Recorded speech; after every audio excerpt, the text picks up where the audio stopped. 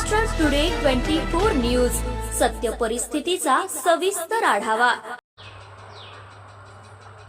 वाळू उत्खननाचा परवाना घेऊन प्रशासनाची दिशाभूल करत प्रमाणापेक्षा जास्त वाळू उपसा। सगरोळी परिसरातील वाळू उत्खनन ठेकेदारांची अजब शक्कल।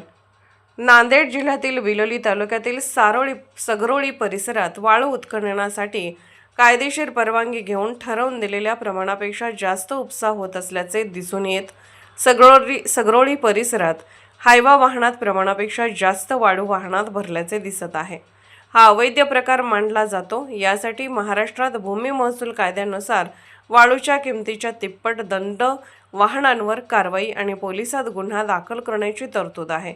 शासनाने नियुक्त केलेल्या समितीद्वारे वाळू डेपोची तपासणी आणि ATS मशीनद्वारे मोजणी अनिवार्य असते।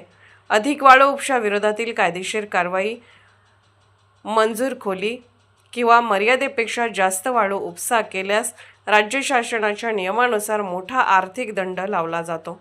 वाळूची अवैध वाहतूक करणाऱ्या वाहनांवर कारवाई करून ड्रायव्हरचा परवाना निलंबित केला जाऊ शकतो, अशी कायदेशीर तरतूद आहे। तरी स्थानिक महसूल प्रशासनाने या प्रकाराकडे दुर्लक्ष होत असल्याचे दिसून येत आहे।